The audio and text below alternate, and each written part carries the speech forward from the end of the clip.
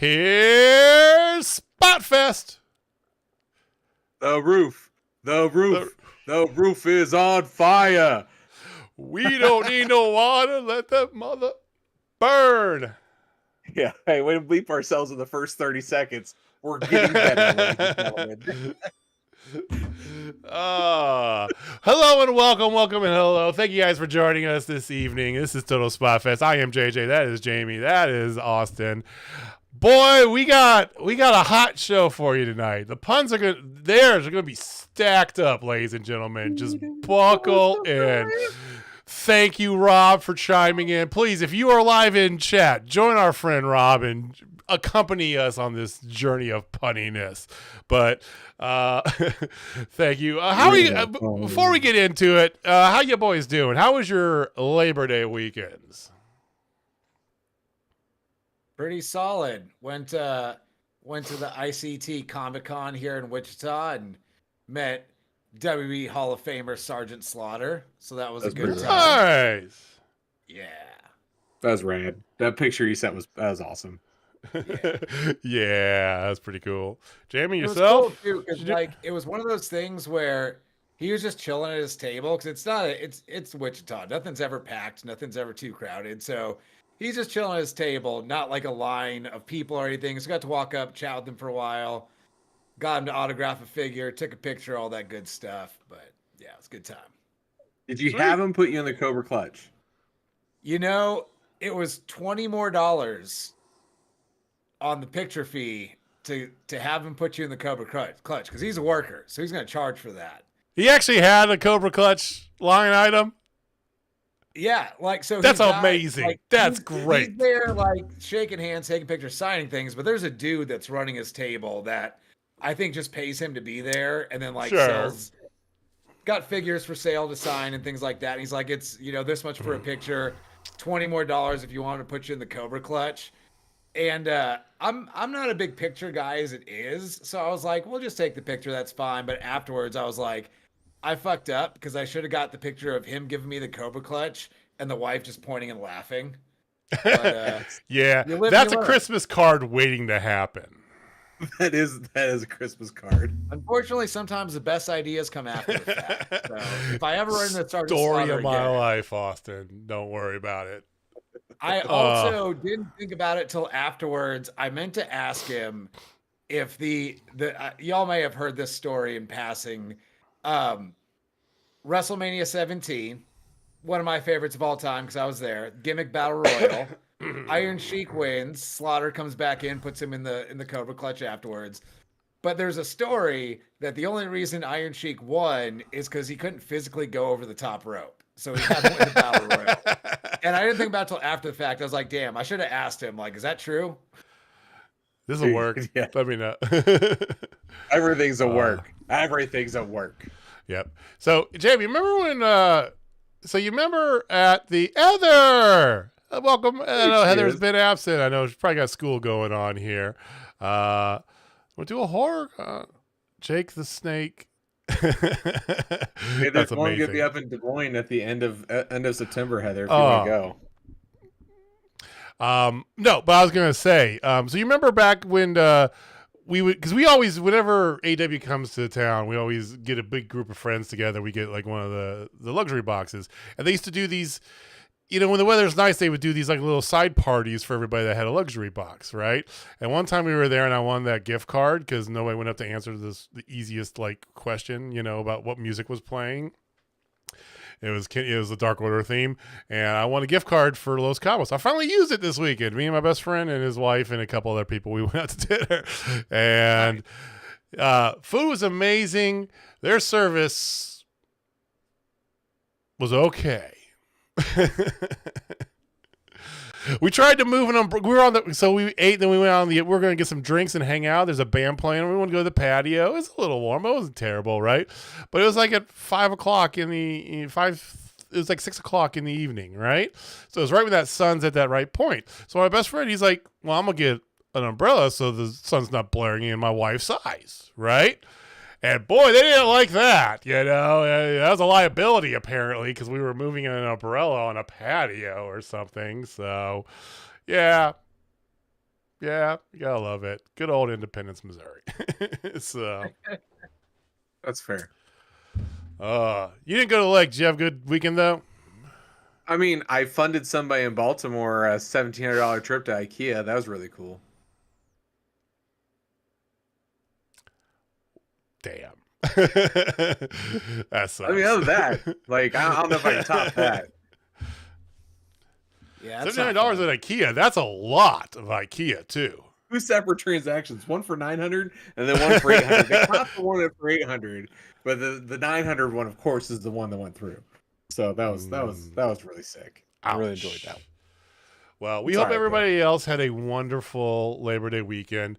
If you didn't join us as well, last night we did have our draft live. You want to go back and watch Shenanigans? Feel free. We are doing the first ever Total Spotfest Fantasy Football League. We will give you guys updates weekly. We'll starting that next week. We're not going to dive into it. And like I said, we had plenty of smack talk on there. We had we had a virtual call in from Megan, halfway through the show, smack talking. There was a Heidi Howitzer sighting for a good portion of it, and then she just up and vanished like a fart in the wind, which is even more on brand than I can imagine. So I bet her foot was hurting. Like, let's be nice. It wasn't an ideal setup sitting right next to here. So like, yeah, she went back to the couch. It was a good idea. It was a good idea. but the execution turned out to be Kinda like a strap not the match. best. She had to go research all the Jets and Bears she was going to take.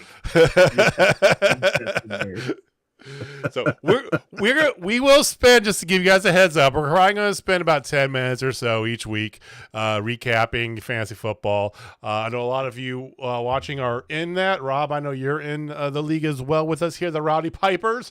So that is definitely something we're going to keep going on every week. But yeah, so stay tuned for that. All right. Well, I feel like there's something we should probably talk about that might have happened tonight that was kind of a big deal. But I can't quite light a match to it. I don't know, I'll just throw it out there. Deonna Purrazzo is just getting started. That's what you're talking about. Yeah. All right. We're going to talk about Dynamite first tonight, ladies and gentlemen. We'll talk about the Fed here a little bit because they had a big old weekend, and we got lots of things we want to talk about. So, Jamie, let's talk about Dynamite to start. Yes, and we will also talk about a liar. That's probably the best way to describe in one word. He's a liar. There's Oh, other brother. one words we could. There's a lot of other one words we could use for that person. We'll go down that path here in a minute. But we had our episodic show on TBS, not TNT anymore. But gentlemen, before we start, I did want to say this. I don't know if anybody in the chat or listening at home, today is the anniversary of when TNT debuted WCW Nitro, 1995. Really? Yeah, I guess that makes sense. Yeah, that was Wow. September. Yeah. Lex Yeah. Luger. Wow. Mall of America, Lex Luger making the jump over. You had Sting and Ric Flair was the first match, wasn't it? Was that I the believe first so. match or the main? First main event. First Yeah. main. That was the first main. First main. So Man. before we get going, God. let's take a stroll down memory lane of WCW Nitro. Okay. We've waxed poetically about Nitro, but there have been some amazing moments, especially for us. Gentlemen, what are some of your favorite Nitro moments? Low-hanging fruit first. Goldberg. We talked about this many times over. Goldberg winning the world championship and the peak of WCW, the peak of the Monday Night Wars. It was really the crescendo of WCW, right? Where they sold out the fucking. There goes our monetization. It sold out the freaking Georgia Dome for a Monday wrestling show, right? And it was amazing. It was awesome. I'm gonna start with that one, and we're gonna pass it around. I got more to get to though. So in a similar vein as them going to the Georgia Dome, rather than a specific moment, one of my favorite things about Nitro was when they would do it in random locations like spring break, Ooh. where they'd have the pool surrounding the ring, Yeah. or during the summer they'd be at Universal Studios, and they had that like outdoor arena where Kevin Nash lawn darted Rey Mysterio into the side of a production trailer. Did they do Sturgis that's- one that's year? I think they did Nitro from Sturgis when they I'm used to just pretty sure they did drop Sturgis. into random locales that were really cool venues. So I always appreciated that. Jamie? It's tough for me, man. I mean, if it wasn't for Nitro, I would have never became a jerkaholic. Ever. So it's their fault that I love the Lion Tamer. I blame Nitro for the Lion Tamer. But Way to go, TBS. I definitely think one of my favorite moments was probably, I'm gonna say it, when DDP won the championship on Nitro. Touche. That was a fantastic moment. DDP, I think DDP embodied the spirit of what WCW was, probably more so than everybody else, right? Mm-hmm. He bled WCW, right? Sting did too, sure, right? But nah. Yeah. DDP and like DDP's rise from just being kind of like a mid-card guy Mm-hmm. to just becoming the guy was real fun to watch. I didn't get to like watch it all the way through, but the bits and pieces I caught because I was a Raw guy back in the day. Like we flipped over to Nitro during the commercial breaks, so we caught bits and pieces. But yeah, like watching DDP go from like his early to mid '90s gimmick to just becoming the guy at WCW was always super rad. See, I was the other way around because Raw lost me in that, like, right before the Attitude, right? When, Hogan had left, Luger had left, all this stuff, and they were just bad. Like, it was just bad. Nitro won me over. And I think that's one of the big things I would say too, Jamie and Austin, is that I have such an appreciation. We all have our like favorite styles of wrestling, right? And those who watch the show know that JJ likes the flippy spinny shit. He loves that lucha life, right? Thanks to WCW Nitro. Because they would have big opening, big ending. In the middle, they'd have a whole bunch of stuff. You'd have a lot of cruiserweights. You'd have just random lucha matches thrown in here and there, right? And it was some of the most insane stuff I had ever seen in a ring at the time, right? Because you don't see that. You never saw that in WWF at the time, right? So the fact that they had a dedication to cruiserweights and especially, luchas and, Rey Mysterio and all that stuff, right? It was an avenue for that we hadn't seen. Oh, and one other thing I do want to say about Nitro, and I'll pass it off to you guys to kind of add some more to it. Just some of the production that, wrestling as it is now is completely different, right? It's very formulaic. We have all these different things, right? It's been around for a while. It's been on top of entertainment for a long time, right? But as they were coming up in those mid to late 90s, right? Things like the Nitro Girls and, taking Sting and literally ripping off the Crow for the Sting character and making it into like an episodic TV thing, right? Just some of the chances that they took, right? Like, hey, let's go all out. Let's try some things, right? That was cool. That was as a teenage boy, loved all that. It's still wild to me how short relatively the run of Nitro was. You said it was what, 94? Really 95? 6 years? 95. 95 is started. So it was 6 years. 6 So years. like not even a full 6. Dynamite's getting close to beating it. Yeah. And like there's no way Dynamite doesn't surpass Nitro. Oh no. I would be surprised. I would be Jamie, very surprised. Do you have any other fond memories? I mean, there's the 1004 moves. There's I mean, yeah, armbar. Like I could go through all of them, but I mean, I would feel like I'd be remiss if I didn't just say as simple as easy as for life. NWO baby, all day. Too sweet. If it wasn't for that, like I wouldn't even have the FWO. It wouldn't even be a thing. Mm-hmm.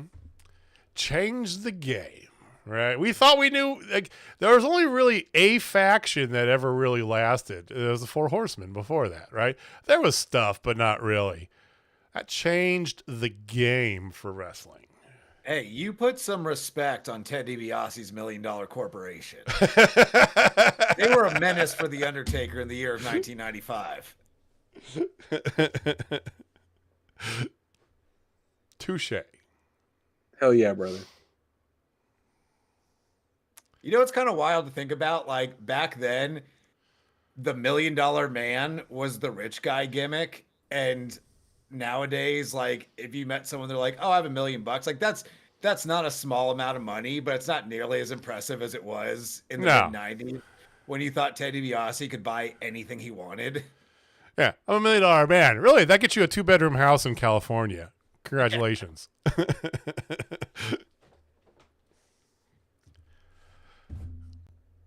Seriously though, man, my computer's run like dog crap. So I'm sorry if I have a max headroom thing going on today. Yeah, guys. you got a little. Okay, you were like freezy for a little bit. So don't worry about it.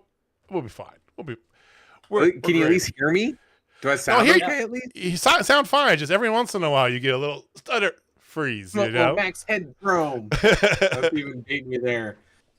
All right, gentlemen. How about we talk a little bit of the new version of WCW, if you will, AEW Dynamite, and let's do it. We had a go home of go homes. Might be the best go home ever.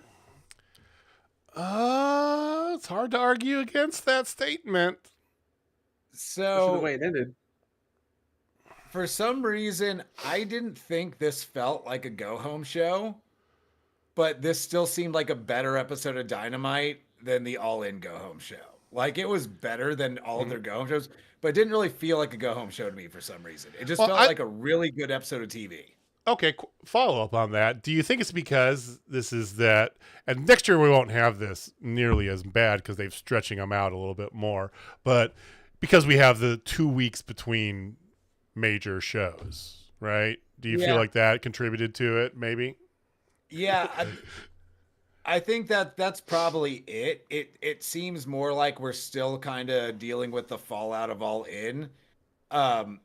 And not in a sense anything's dragging on, but just the natural progression of kind of what we just had. That's like, oh damn, there's another pay-per-view coming up, which is stacked. So yeah, it didn't feel like a good go-home show, or it didn't feel like a go-home show to me. It just felt like a really good next step in storytelling for just kind of everything they have going on, but they just happen to have a giant pay-per-view coming up. Excellent point. I think the other reason why it doesn't really feel like a go-home show is they stacked the crap out of Collision on Friday night. They did. Like, they got me as hyped for Friday as they did the pay-per-view. Live Collision / and they're doing it from the Now Arena. I think they're doing it the year, like the same thing I think they do it every year, right? They do Collision / Rampage, whatever, live that Friday, and then the pay-per-view is the weekend. And dude, that Collision is gonna be on fire. Yeah, which I haven't caught Collision in some time. I've catch pieces of it here and there. You know, now that it's football season, it's going to be even tougher for me to catch Collision. Not going to lie. Oh, I just realized there's an NFL game Friday night too. The Brazil game, yeah. Yeah, big sports and wrestling weekend. The Brazil game with two teams whose primary color is green, and neither team can wear green because of gang issues in Rio.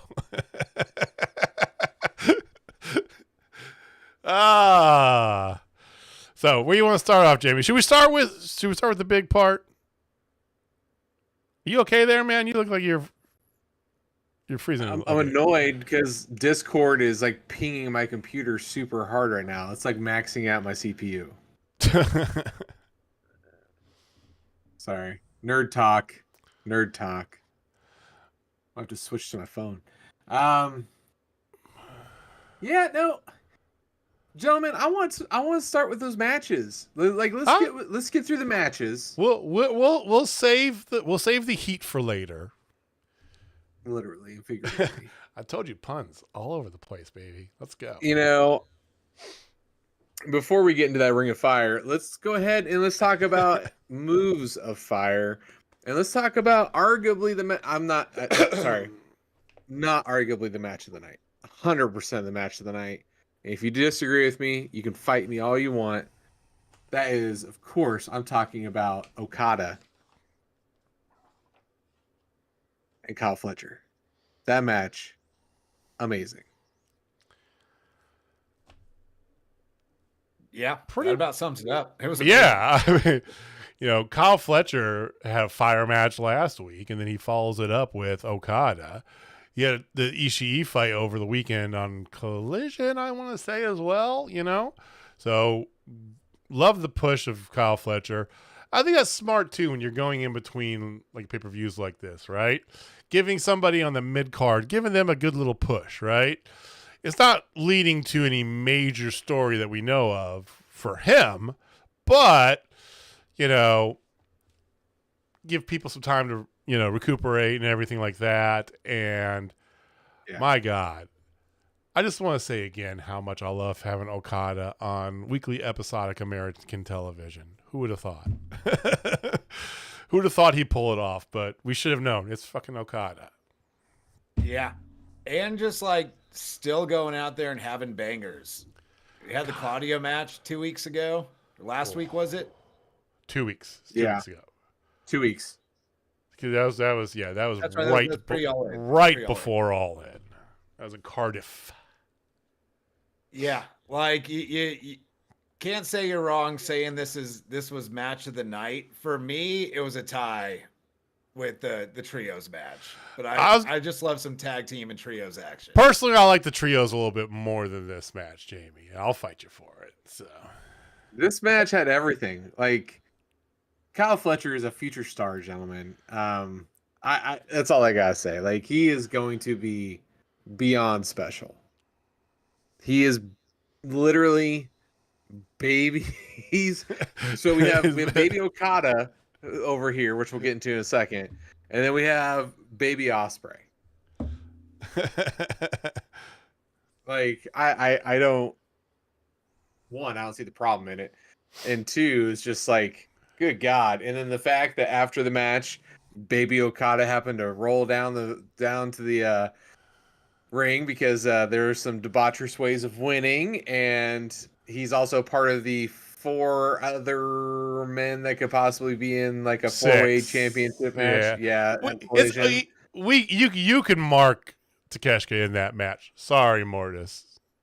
Sorry. Yeah, The other ones, maybe some difference might happen. Who knows, right? But there's definitely Takeshita in that 4-way match. Yeah. Although I would actually rather see someone come down and cost Takeshita that match. And like, okay. I feel like they're doing a 4-way at All Out because they're saving Okada and Takeshita for later. So if you're going to save it for later, give us some story here. Mm-hmm. Have someone from the Elite run out and cost Takeshita that match. It starts to build up like Okada's afraid of him. Okay. Not that I don't want to see Takeshita in the ring at All Out. I absolutely do. But I would, if you're not going to do the singles of Okada and Takeshita there, like give us some story and draw it out a bit. Not going to happen. Takeshi's going to that match. He's going to that match, and you can do some sort of shady bullshit, where he's not involved in the finish at all or something like that, right? In the match, it's going to have the same effect. Yeah, it's not going to be bad either way. But if you're saving Okada and Takeshita for later, give me the giant bison luchador in the 4-way, because that would just be fun. Yeah, but at a pay-per-view, you want that one moment where both guys roll into the ring and you get their very first face-to-face and people get all hibbity-bibbity about it. Like me, I know I'll get hibbity-bibbity about it because like I've been dying to see this, Literally, this is like bucket list. And then when they face each other for one-on-one, I gotta find a way to be there live. Like that's all there is to it. It's hypothetically possible that might be something that comes through Dynasty, and rumor has it, I guess, that Dynasty is going to be back in St. Louis this year. I don't know. That's what somebody. I don't know. Victor was. Well, they have Wrestle Dynasty now too, so it's like they're gonna have Dynasty and Wrestle Dynasty. I have no idea. I have no idea what's going on here. Dallas was a superior show over Dynasty. Fight me. I think we get Takeshita and Okada long before May or whenever Dynasty is going to be next year. Is that what I thought Dynasty was at the end of the year? I don't even. There's too many. I'm getting lost and confused now. Yeah. So there's the Wrestle Dynasty or whatever. That's the one that's going to be in Tokyo Dome. Yeah.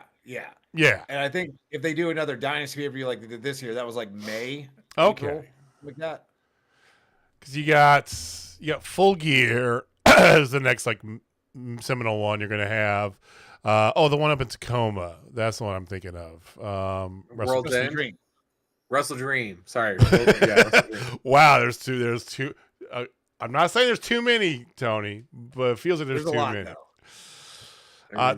Rob had a question about Fletcher's partner still injured. Yes. Mark Davis had one of those like really bad ligament things, right? So it's one of those that's like you're on the shelf for like a year sort of bit. So he's got to be not far off now I think about it. I was going to say, how do you put that tag team back together now with as good as Kyle Fletcher's been?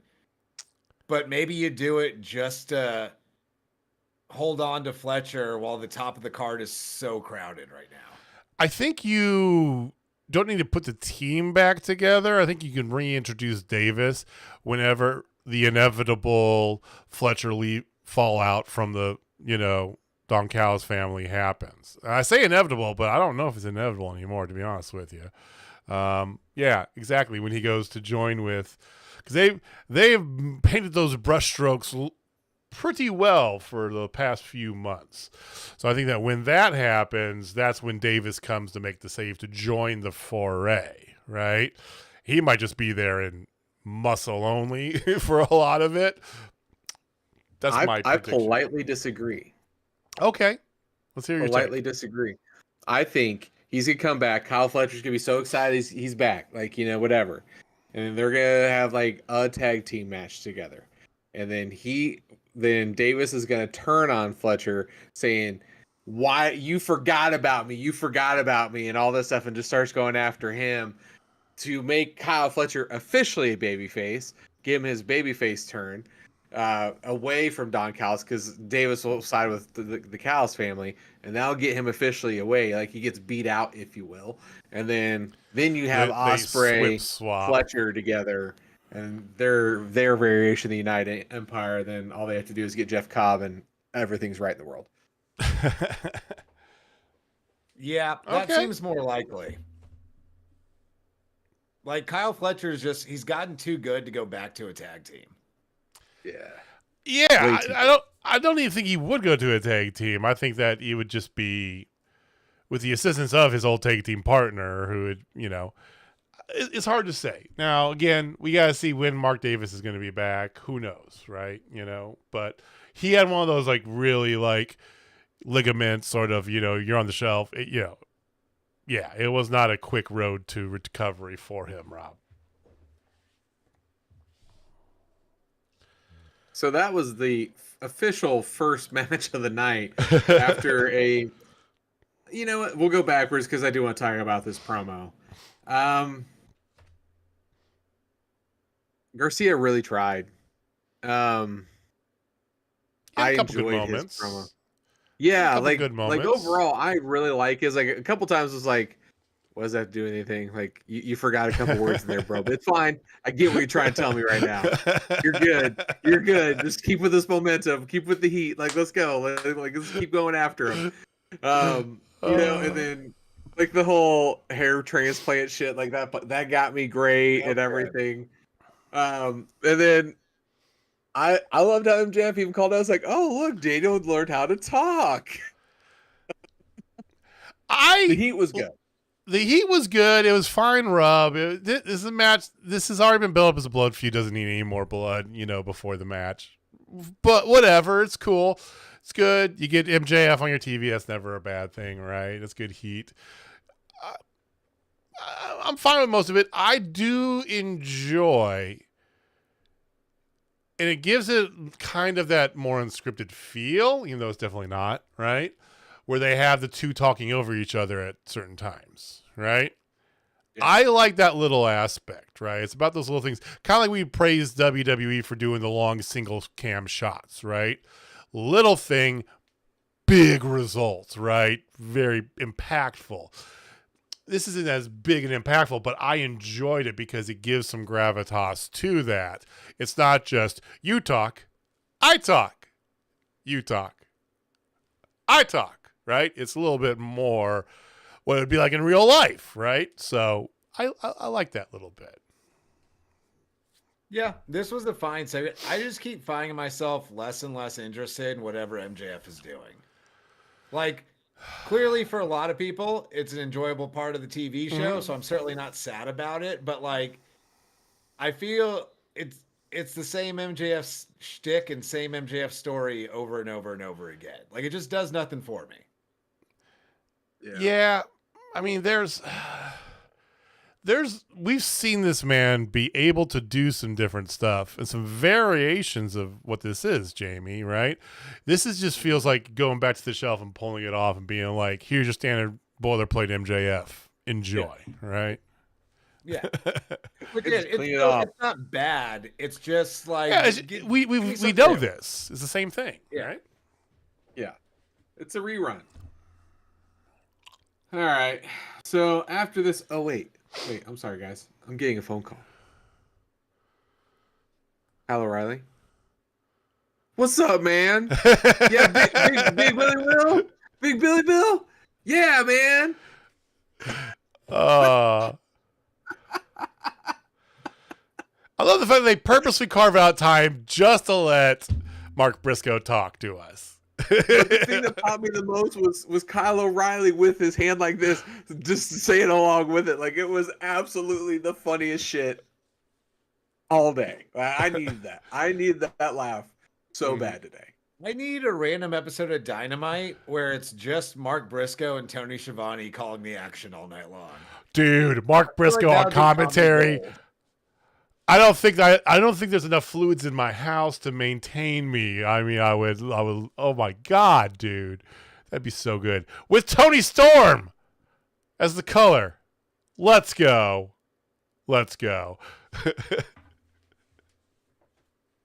For sure. After that, you had Jamie Hayter come back and just beat the hell out of Robin Renegade. Jamie Hayter looks great. Still has not lost a step with the crowd. The crowd is still behind her a lot. I'm wondering, like, they're easing her in. Yeah, it's definitely a little rudderless direction-wise, but I think that's because they want to set it up properly, what they're planning on doing. And they even hinted at it on commentary. If she's going to go after Mariah May, or is she going to go after Mercedes potentially, right? Because it's Jamie Hayter. She can do whatever, But I like that we got 2 women's matches. This was the squash, and it wasn't like a 2-minute bullshit, right? Robin Renegade we've seen before. She's on ROH a lot. And it was actually decent amount of time given to women's wrestling. See, this isn't hard, Tony.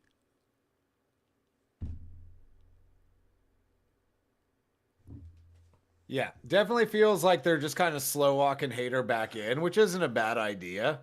Like, give her a little bit of time to get back to working regularly before you push her into something bigger. And they're probably going to blow off some with her and Saraya first before they really move her on to the next thing. But yeah, it was, they did spend a lot of time on the women's division tonight. They did. And the fact that there was also a promo where the best person in the promo does not speak very good English. Has a lot to say, but we'll put a pin in that because she brought it. Like, again. So Roger Strong and Christopher Daniels are having a conversation. You're gonna get that match between him and Hook, a rematch. I assume it's gonna be at All Out, maybe on the pre-show, something like that. But it's gonna be for the FTW Championship. But Hook wanted to do it tonight, and of course Roddy's like, "I'll let you know." Who's worse? Who's worse on the mic or talking into the camera, Mercedes Moné or Hook? Hook. Because I think it might be Hook. It's 100% Hook. That's I don't even have to think about that. Hook's bad. Hook needs. I mean, he's athletic enough, but he's not a good wrestler. He needs a little bit of everything. Yeah. Like, outside of, it's Taz's kid, like, and like, in the ring, he's not terrible. He's just not particularly great in a roster of great wrestlers. He doesn't have great size. He can't really talk. He's literally just Taz's kid, and he eats chips with Orange Cassidy sometimes. And that's like all there is to Hook. I mean, he needs like a center that could help him with his total performance. I'm just saying. Yeah, he's one that we've talked about this on the show before. I think he would do a lot better in NXT and in the WWE machine than he is in AEW. See what Yeah, Roddy so can get out of him now. you brought up an excellent point. So I decided to make ourselves a little poll here. Who is the worst promo in AEW? I got Hook, I got Mercedes, I got War Daddy, even though he's gone right now, and I have Roddy. I feel like these are the top. Feel like you could. Four I don't feel you could put Roddy on there. I mean, because No. the gold Roddy did with the neck injury and all that stuff. I mean, come on. That bought him some time. That bought him this much time. Now he's back to being Roddy. He's at On least those still four- keeping the yelling people's names thing, which is a funny bit. Yes. Has not gotten old yet. Like, No. there's at least something enjoyable there. I don't think Roddy should be on the worst promo. He's not a great promo, but he's found a way to be entertaining, and that's really all you have to do.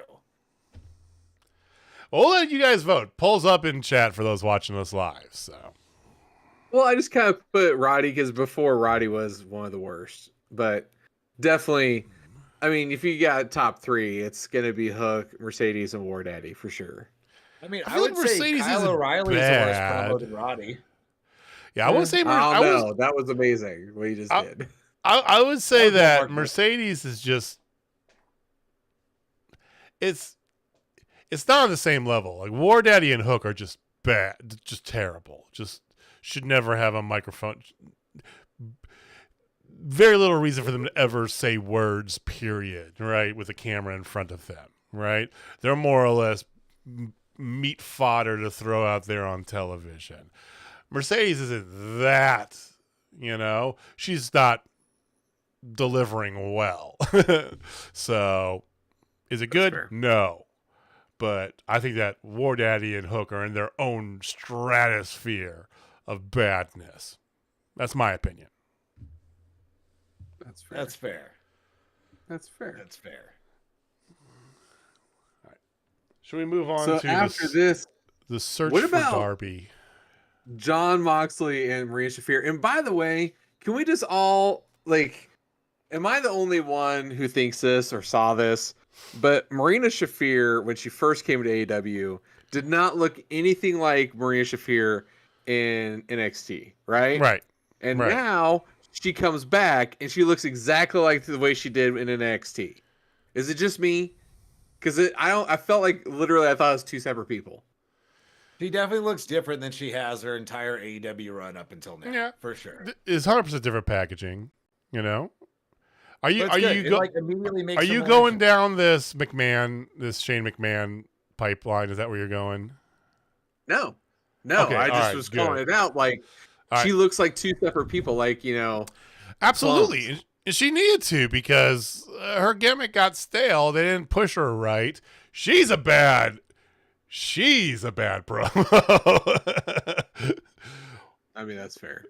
Yeah, but this is perfect for her. I love the fact that they're strolling through, coming in from the docks through the back, and she's just the muscle, just beating people up in front of John fucking Moxley.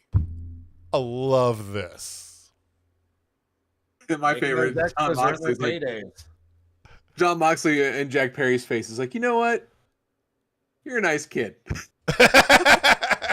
Just walks off. It's like, that was Sweet. so weird. Called him a sweet kid. Sweet kid. Yes, a sweet kid. You're a sweet kid. So we I'm got a like, little what the hell? context. We got to the ring. We got a little bit of context about what we think, why he's calling out Darby Allin, but still kind of out there. There's another shoe to drop on this. There's gotta be several. Yeah, there shows. has to be. There's Like, it another seems like- person in play. It seems like they are just scratching the surface of whatever they're doing here. If not, they're just confusing the shit out of all of us for no reason, which does not seem like something they would be doing. So I'm sure this goes infinitely deeper. I think this is gonna have one of those big payoffs, and I know that there's the whole Shane McMahon, theory out there. If that's it, cool, whatever, right? I don't think it's that. No shame. I think it's going to be something. It's be one of those things that when it happens, you're like, "Holy shit!" It'd be one of those. I already know what it's going to be, and we are all going to go, "Holy shit!" Let's go. This- Fancy booking on. What's up? This is for a new faction, but it's not going to be Shane McMahon. It is going to be legendary AEW performer Dan Lambert of American Top Team MMA. That was a bit. They're not bringing Dan Lambert back. Like, please no. Please We don't. met Dan Lambert when we went to the AEW in Kansas City. He was standing outside waiting for a car. We did. I totally forgot about that. You know, as much as people hated Actually, him, a decently nice person. he got pro wrestling. Like, he was better on the mic than half the roster. Like, he knew how to rile crowds up.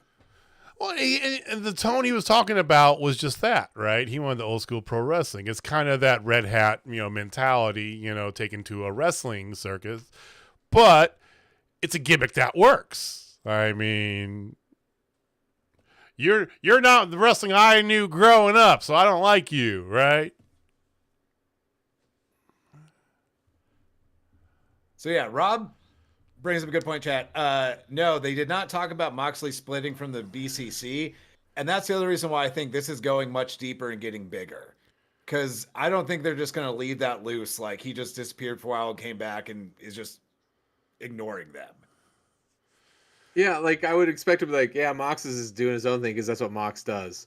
It's like, okay, that tracks. That's all they got to say. Absolutely. But and there's another layer. There's another wrinkle to this. I think there's I think this is strata. I think there's like 3 layers coming in here, man. I feel like this is, especially the way Mox is selling everything whenever he's on the mic. And Mox is fantastic, right? In general,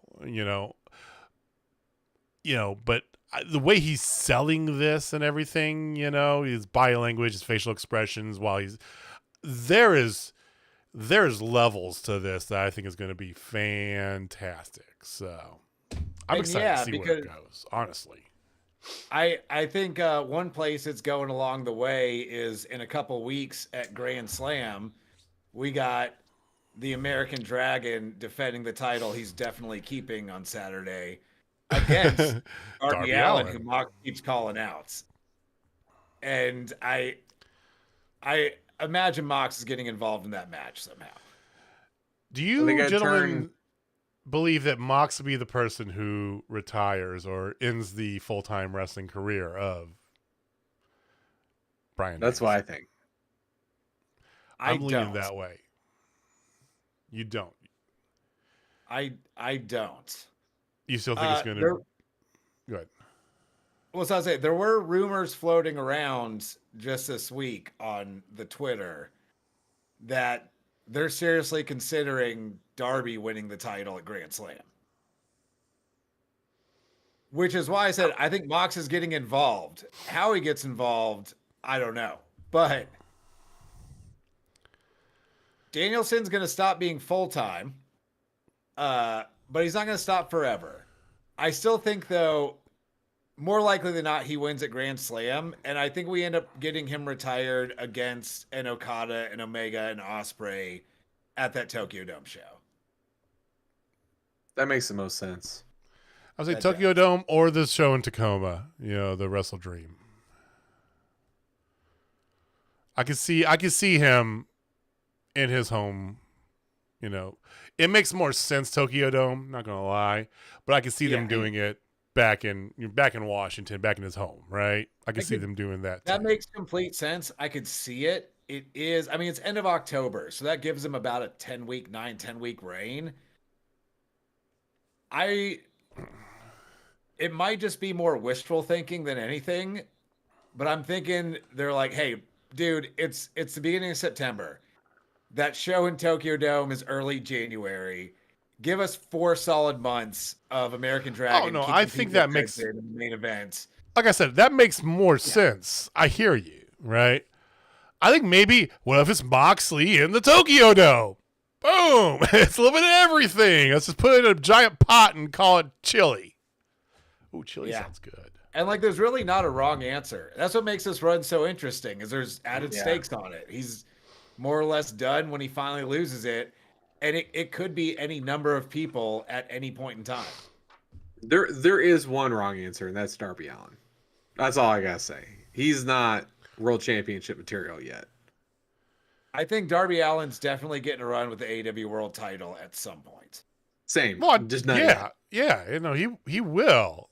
He's got to go through the DDP, levels of paying your dues, right? So he needs another couple years, and then we'll give him the belt. And if we can go through 5 matches in a row where it's not a typical Darby Allin match, then we'll talk. I think his max is 3. Hey man, no one bought tickets to see Jeff Hardy do anything new and exciting. They wanted to see him do Jeff Hardy shit because only he could do it. I think Darby's in the same boat. I mean, one of my favorite Jeff Hardy moments was when he almost decapitated himself doing a swanton bomb on Abyss in the second ever Monsters Ball in TNA, right? So, yeah, I hear you. That's fair. All right, so we just had that. Let's see, where are we in the show? Learning Tree. We're at Learning Tree. Hi guys. Learning Tree moment. Brian Keith and Orange Cassidy are gonna go at it, but the greatest thing was the callback to the $7,000 jacket. I love that they did the callback with when they got doused in orange juice. That was absolutely great. And the fact that Orange Cassidy says, "You know what? Tell Chris Jericho, I love this. If you beat me, I'll give him $7,000 in cash." As he's standing in front of Chris Jericho, walks in front of Jericho to face Brian Keith. I love that. Heather brought that up earlier too. Oh yeah. That was the best. Yeah, saying goodbye to Renee on the way out with them still just standing right there.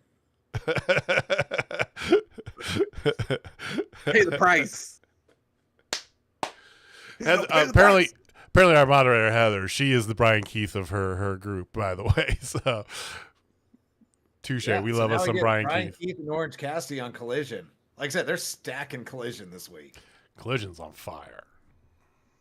Winner of that goes to the Continental title match too. Yeah.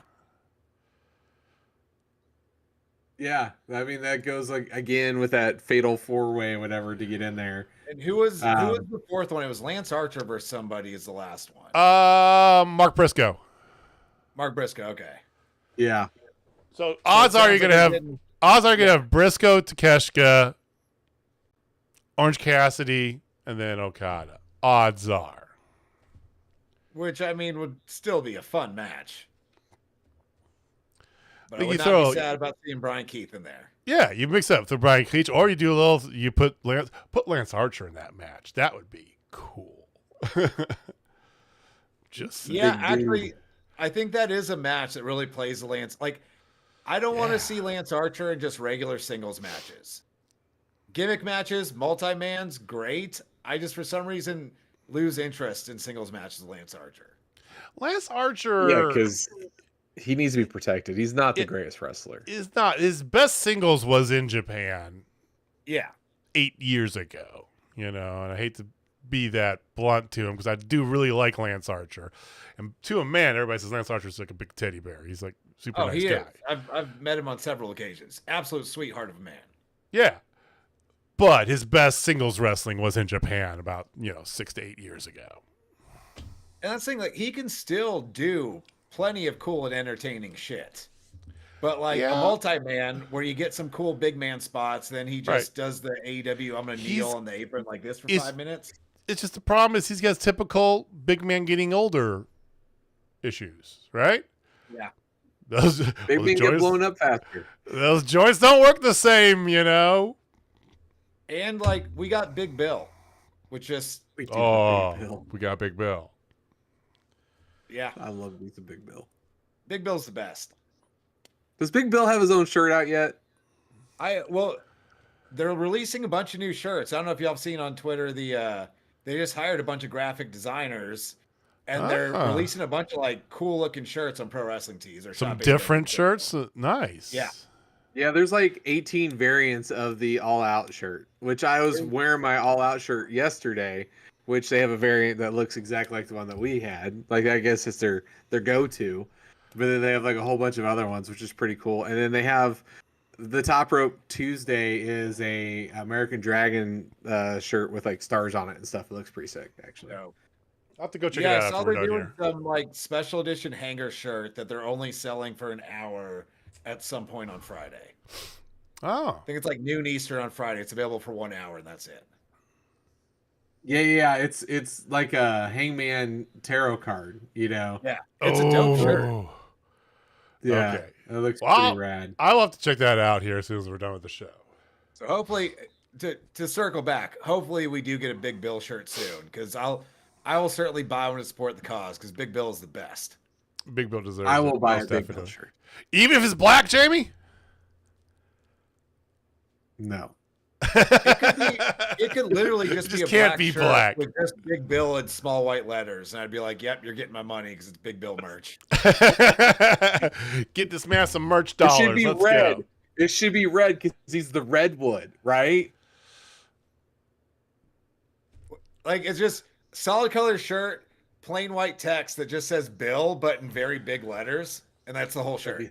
I appreciate the fact that you are staying committed to your no more black t-shirt policy. I do appreciate that, Jamie. I will say.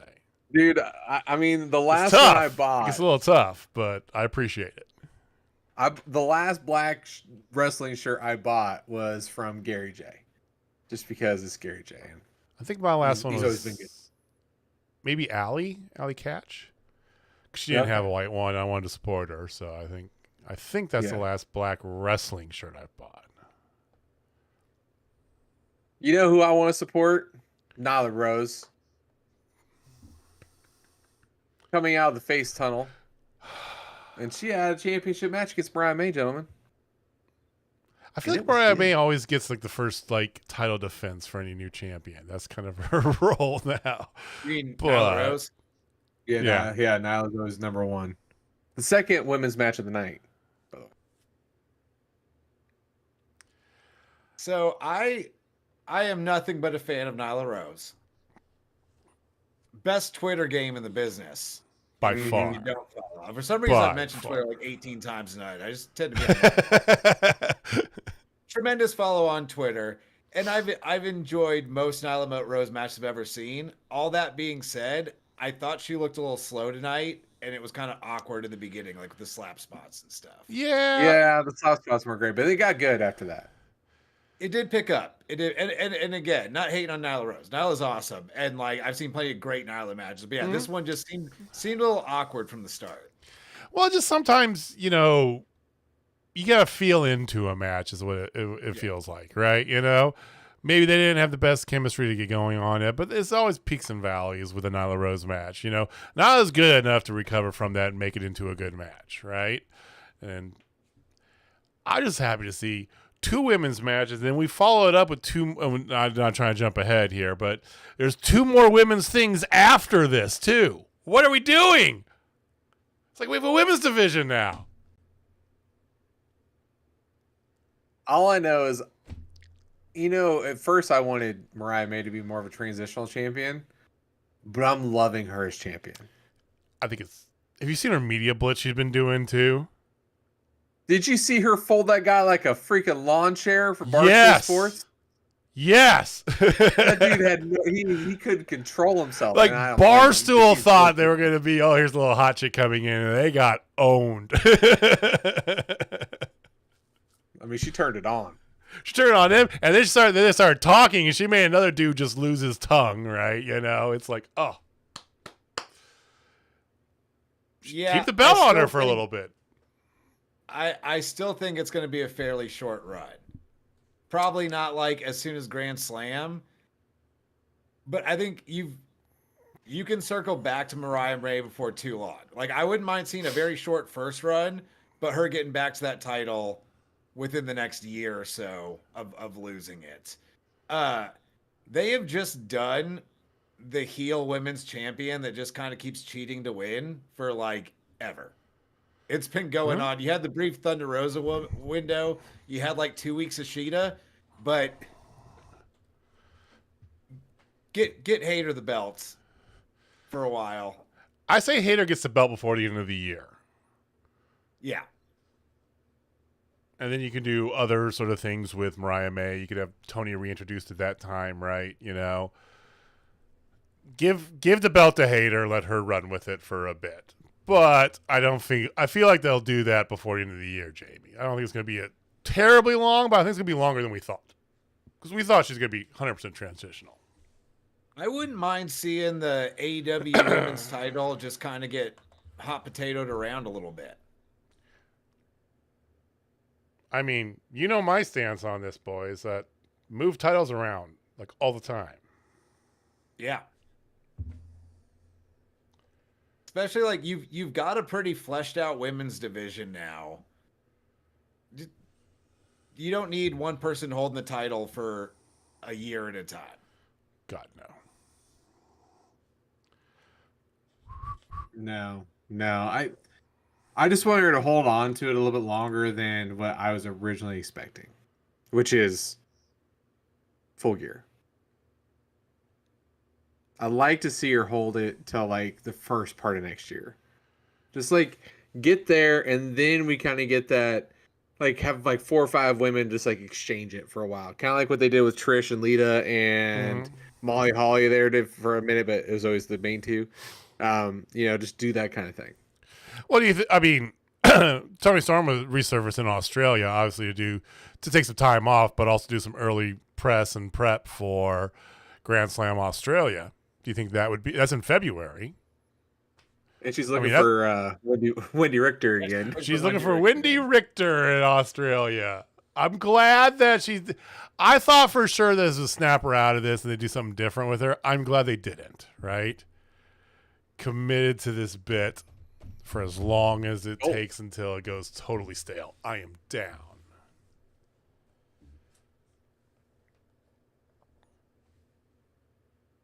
So, yeah.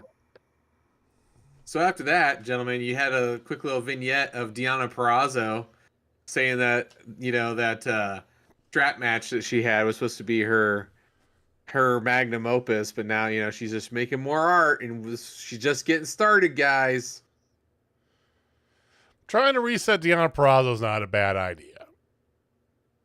Yeah. She's good. Just she don't was have a mic in front of her. Well, I know, but I mean, even in TNA, she did some mic, talking, but she was so good in TNA.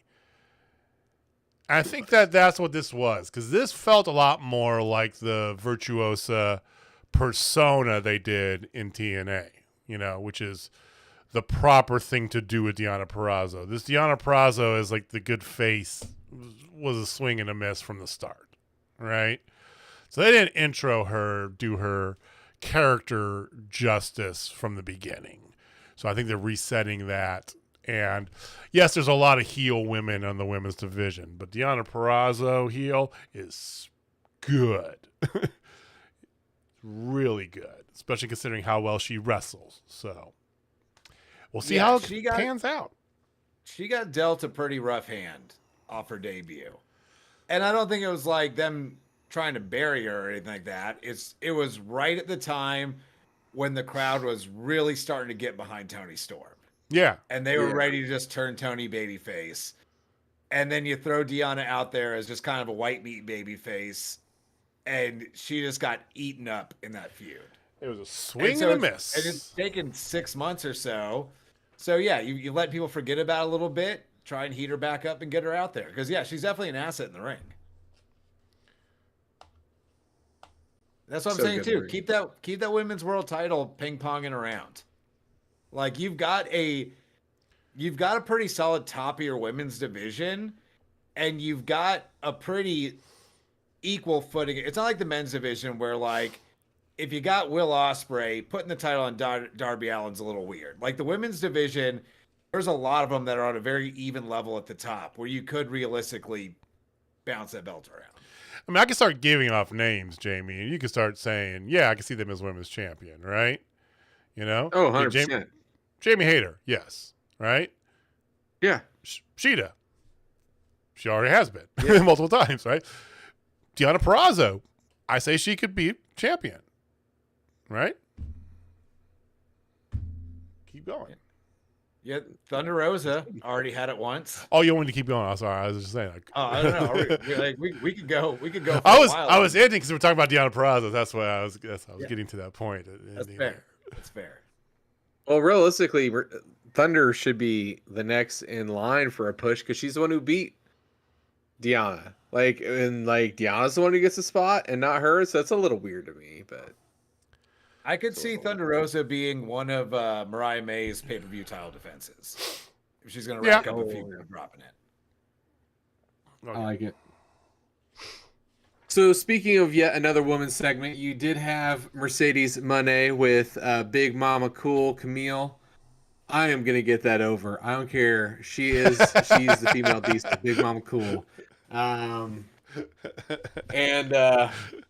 So she's calling out Sheeta and how she's got to go against her, and then Sheeta shows up on the Tron and cuts a killer promo. I'm gonna give Sheeta some flowers here, gentlemen, because she dubbed herself the Ace, which I think is an excellent moniker for her. I love that. Very Japanese, very on brand. Very, very like Japanese. That. Showed off her new shirt, which is red. So there's a chance that, there's a chance. And yeah, so that's happening. And then also here comes our good friend CD, and CD says, "Hey, Camille, you're a great competitor, but when you're on the sidelines, you're a bit of a pest. So you are banned from ringside." So we're going to have Moné, Sheeta, just the two of them, unless there's a third person who's going to make their way to help out Moné to make a faction. I think that's probably where they're going. Probably. I have an idea on that, but I want to just do a quick little side note. So before Mercedes came out, they did a quick little look back on her New Japan defense from this past Friday. I didn't catch the match, but I was watching the highlights. She looked so good in that match. And I'm not trying to bury Britt Baker. But that match was light years better than Britt Baker and her at All In, right? Mercedes can still do it, right?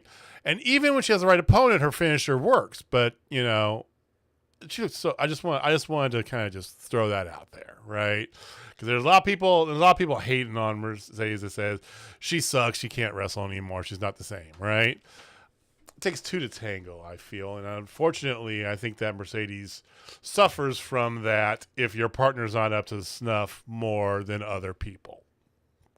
Tell me if I'm wrong or not. That's exactly what I said when we were recapping All In, that Mercedes was not the problem in that match. She was out there doing the Lord's work, trying to keep that thing moving along, and for whatever reason it may be, Britt Baker was just not up to the task at All In. Yeah. It's hard to wrestle a big bag of sand. I can only imagine. True. So do you think there's going to be a third person in the faction? And if you do, Jamie, who do you think that person is? It's difficult to say. I think it's going to be somebody who needs the rub, who is capable, or it's somebody new. I don't think it's Megan Bayne. I think Megan Bayne is not going to do AEW. I don't know, man. I wish it was Sky Blue, but she's not healthy. So who's left? Somebody who just wrapped up their tour in Japan. Anna Jay. The star of the show. Do you really want to throw a third person that can't talk into that group? Why not? It's the group of women that can't talk. They all fit. Do you think it's going to be another person, Austin? And if so, who is that person? Or no? So I think I'm 50-50 on whether or not there's going to be a new person interfering and joining them, or whether Mercedes is going to find a way to win. And the fact that they could go either way and not be wrong is a good sign for the women's division in general. Yeah. That being said, if we can have one of those great moments where it seems like Tony Khan's watching the show because he does exactly what I suggest.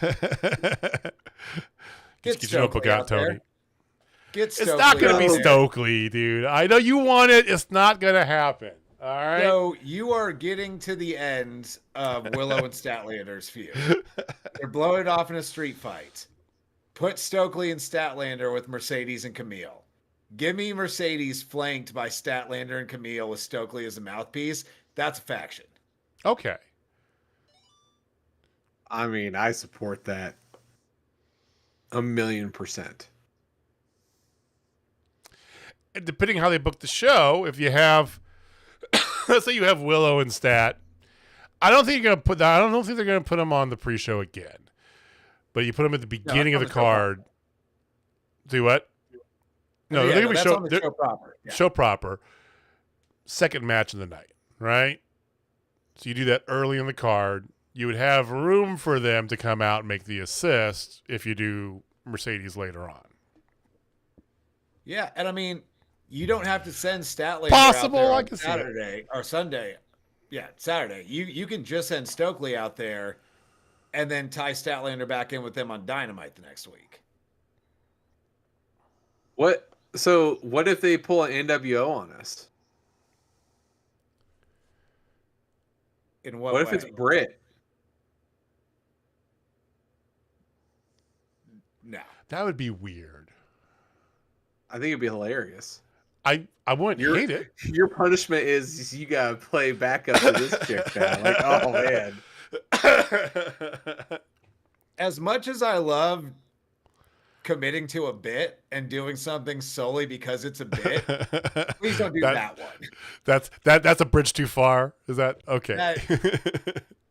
I feel like that would go bad really quick. Well, I wouldn't mind if they did a Hogan, like, a face coming down to right the wrong, and they're actually the bad guy. Like, I think that'd just be hilarious. I mean, I would. It goes back to the Anna Jay thing. Why are you going to throw a third person that can't talk in that group? Yeah. Put Willow. Make Willow the person. That'd be hilarious. I just want to see some face. I want the Hogan turn. You want the Hogan turn. You want the NWO turn, Honestly, I think that the best booking move and what they'll probably end up doing is what they did with Adam Cole when they did that. It's the same thing they did with Undisputed, Era. Is that he had to do this without them at the ringside, and he did, right? If you're trying to build up Mercedes more, that's how you do it. She doesn't have Camille, so she finds a way to do it on her own. And that's cool. The reason why I'm 50-50 on it is because it's Sheeta that she's wrestling, and Sheeta's just kind of Teflon in that she can just keep eating losses, but you always are not surprised when she wins. So it is very much an opponent that Mercedes can find a way to just beat, and it doesn't really hurt anybody. I'm with you.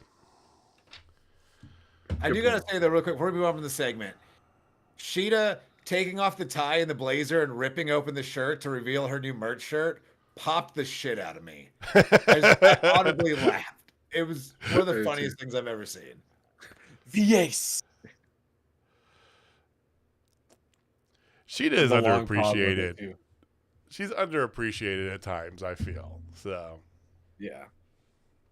After this, you had the Elite issuing a warning to the American Dragon, and then of course the EVP said that they're gonna bring it home. What they mean by that is bring that title back to the Elite, and they're gonna do whatever they can to do it. Put a pin in that.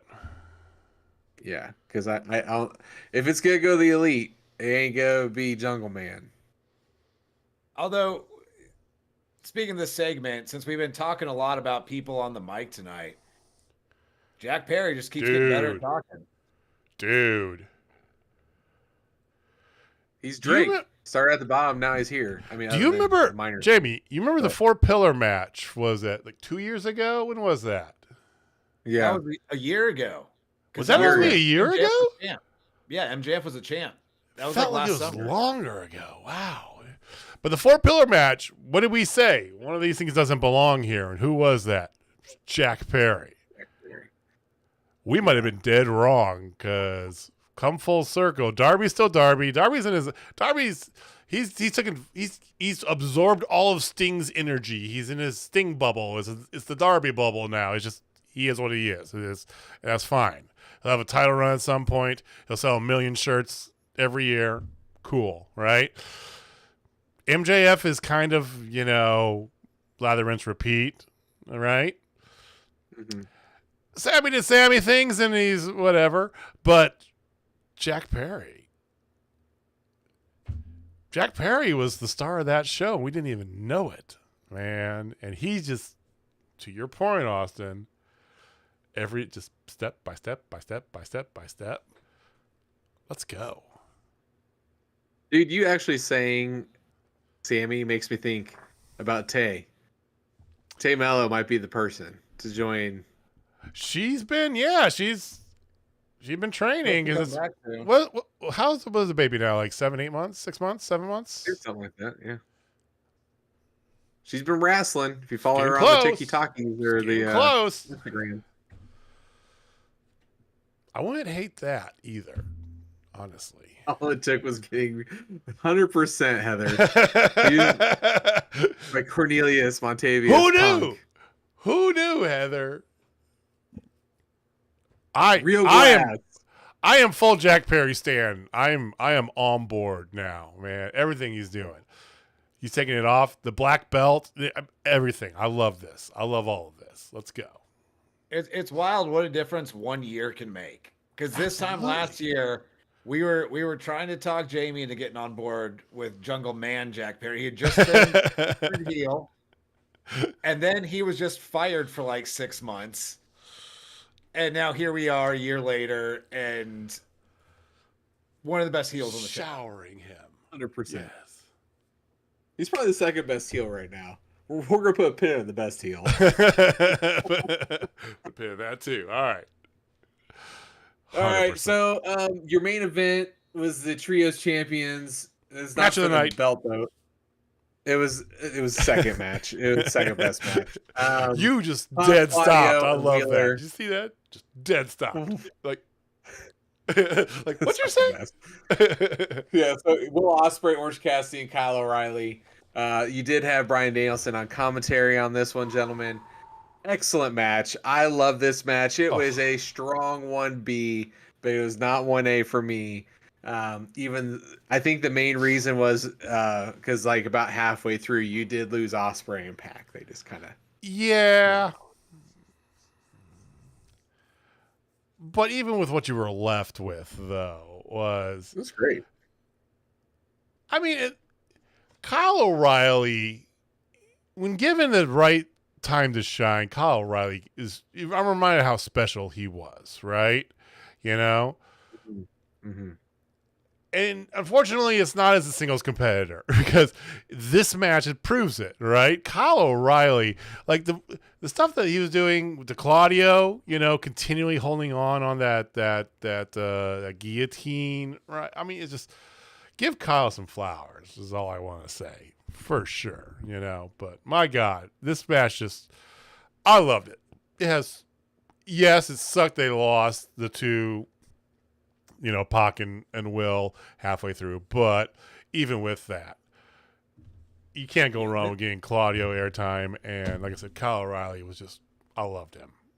This was match of the night for me. I don't mind losing Pac and Ospreay halfway through because we are getting them on Sunday in a singles. So save it. We got a little bit. We moved on. I think this one barely squeaks by the opener for me. Just because you got different guys, you just got more out of this. Where Okada and Kyle Fletcher went exactly as you expected Okada and Kyle Fletcher to go, and it was amazing. But it's one of those things where give them 30+ minutes on pay-per-view to really see something from them, because if not, it's two of the best in-ring workers in the world having a phenomenal match, which is always gonna be good, but it's kind of the same match you see all the time. Little different, but you get that. You get this trios in the main, you just get a bunch of different shit you don't see all the time. So that's squeaked it by for me.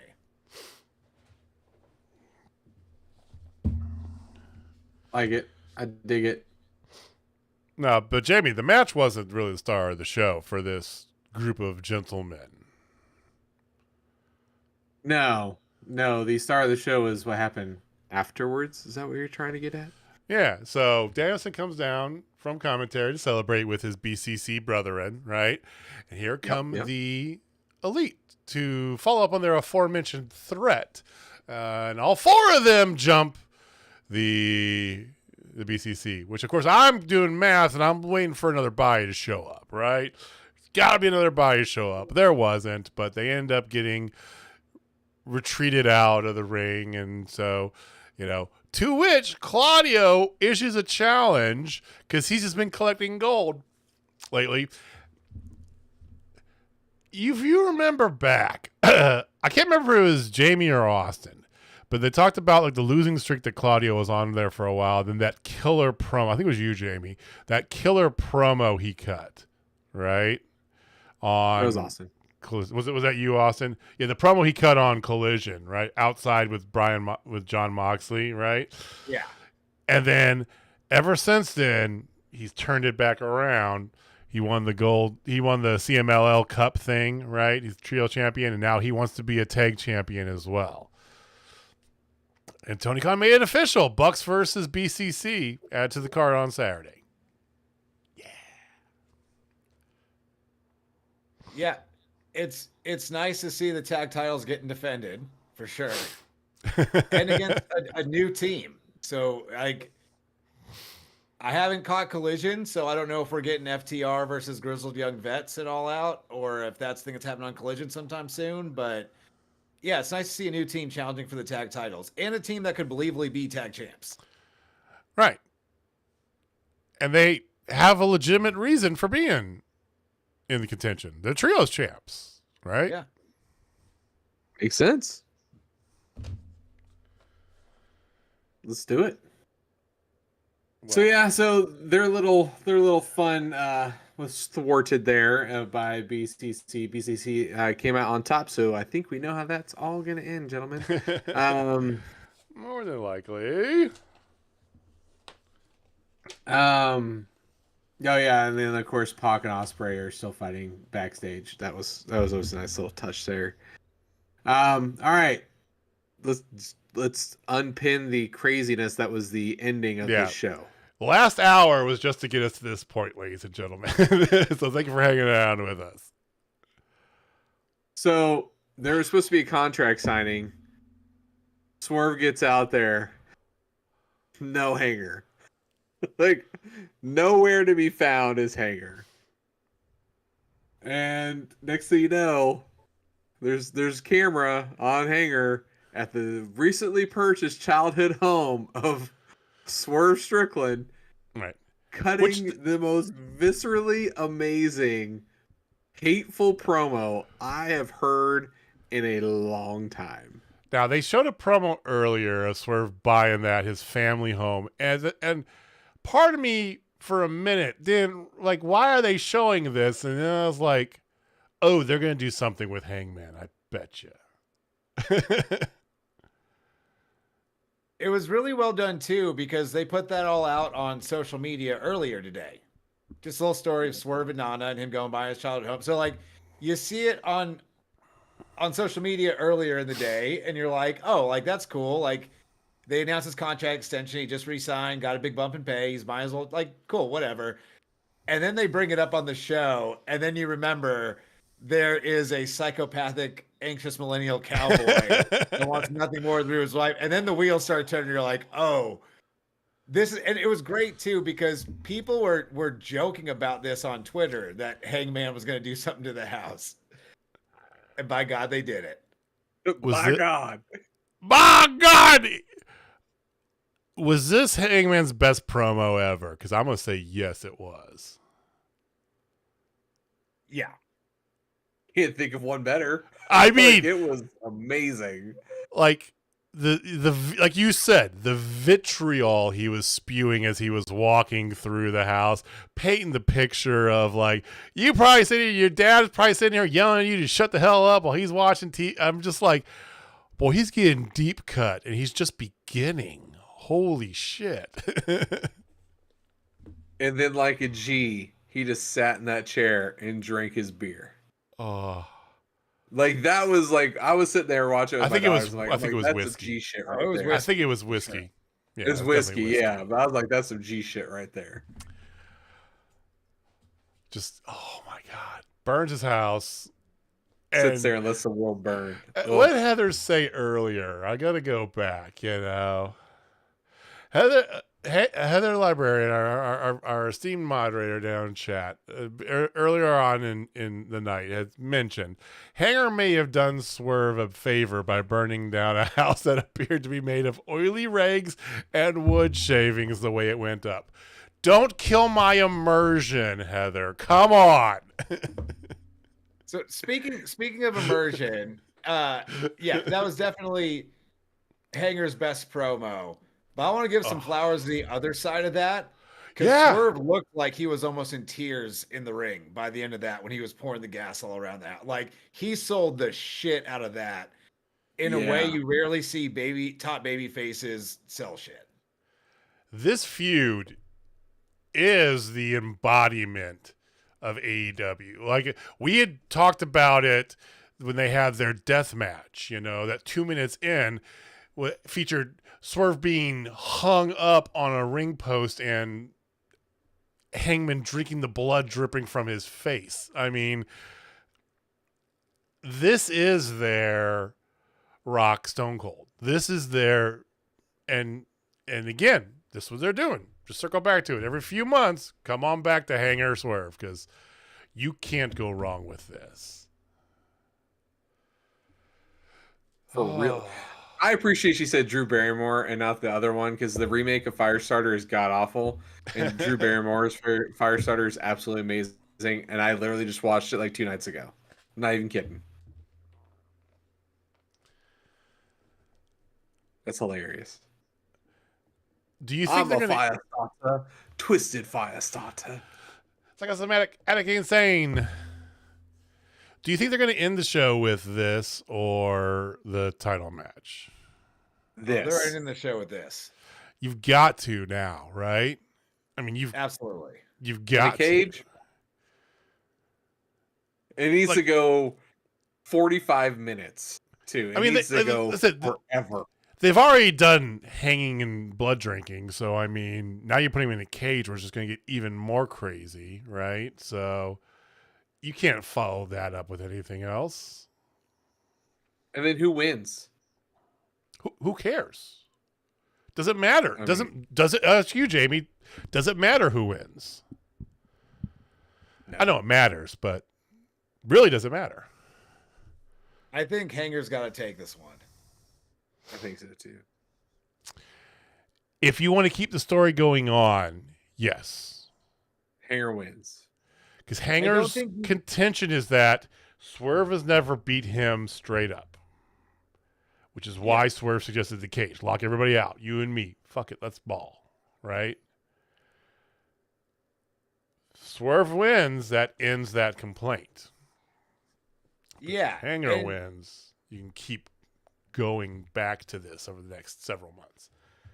I don't know. I don't think you could end this 4 nights after he burns his childhood house down. Oh, no, it's not over. Yeah, that's why I think Hanger needs to win this. Like, I do. Because this is nowhere near done. This might be the only actual fight forever outside of Kevin Owens and Sami Zayn, because they beat each other up every 3 to 4 years. But like, Swerve can't just take this one and then they're just moving on. And if he does win, how do you keep it going? Because he just keeps beating Hangman. Yeah, this is a tough one. The fans win. I think above all, the fans win. But my God.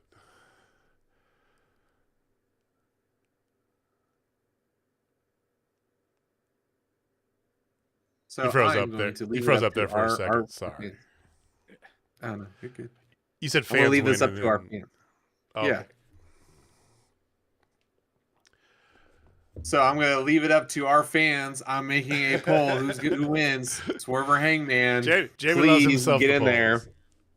And by the way, while you're in there, if you've not hit that like button, make sure you smack that like button or light it on fire. Either way, Light that bitch on fire. And if you haven't subscribed, make sure you subscribe if you like our crazy content. So yeah, Heather's calling Swerve trying to light Hanger on fire. I hope that happens, and then we get Swerve, Hanger, Darby, and Jack Perry in a 4-way Inferno match.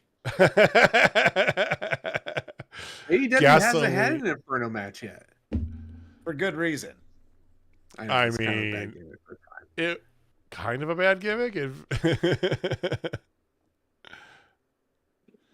There's a few matches I don't think you can do in AEW. I don't think you can do Inferno. I definitely don't think you can do First Blood because, you know, especially with Moxley, because like in 3 minutes it's over. Yeah, I think those, and I mean, thankfully they've never done the on a pole match because Tony obviously agrees with me that's the worst gimmick that had ever existed, right? It's certainly up there. It's bad. It's since we're on this topic anyway. Yeah.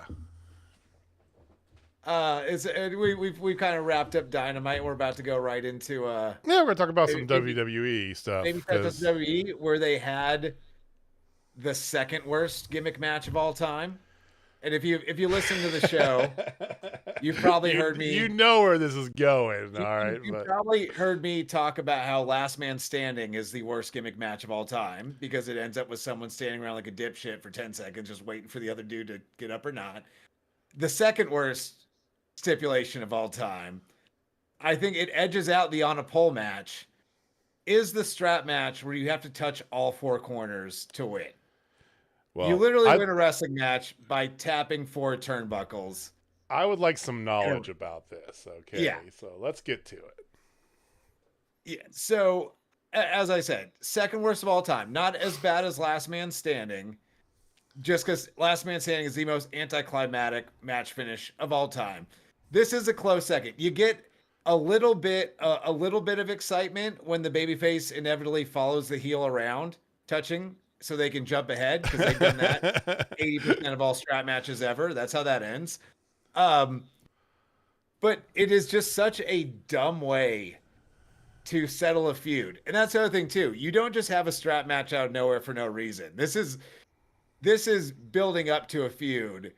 And the point of the match is you just walk around and tap each corner. But you got to do it in a row. And you got to do them sequentially. You can't like crisscross, apparently. That's not allowed. I will even say, I got around to watching Bash Berlin. Punk and McIntyre was probably one of the best strap match of this ilk there has been.